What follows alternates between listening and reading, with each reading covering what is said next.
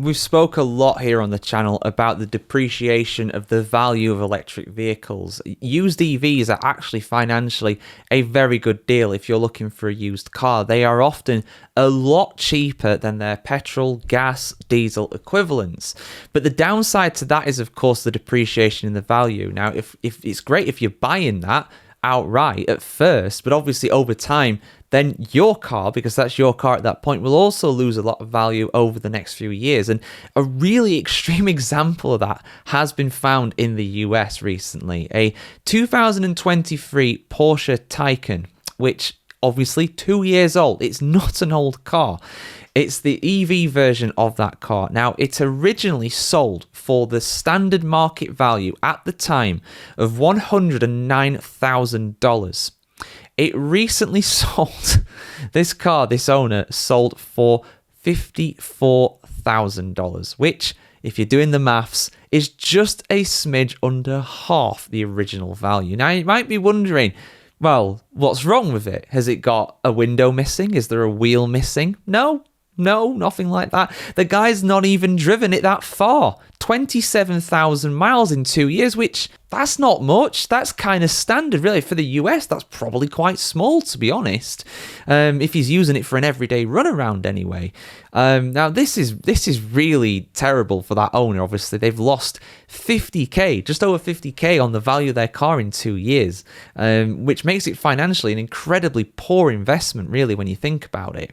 Of course, cars have their other purposes as well. You use them a lot, they will depreciate because they are older, but still, this is a pretty damning indictment when it comes to, if you want an EV and you want to resell it at some point, it's probably not the right thing to do financially. It really isn't. Those cars do not hold their value. And it's not anything that's exclusive to Porsche either. The same thing has been happening with Audi. Their e-tron GT has also had a similar collapse in price over the last couple of years, if you want a used version of that. So, yeah, it's a really interesting one. I mean, in the end of the day, there is not as much confidence around electric vehicles. There is not the same kind of desire for electric vehicles. Therefore, them being on the used market is rarer. And, in some senses, that might actually help your kind of value of your car out if you're trying to sell it. But at the same time, if there is not that desire for it, most people, when they get an electric vehicle, they insist on a new one because things like the batteries do wear down. And there is that perception there. And it is true, the batteries do wear down. I mean, I put a video guide out not too long ago going over the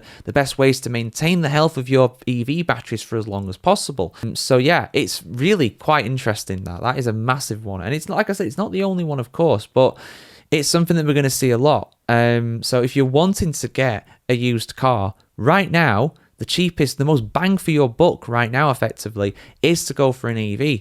But years down the line, your car will have depreciated an incredible amount. And I'm going to be interested to see how EVs built now and in the last few years, how much value they retain after 3-5 years. Is this something that's going to continue with EVs?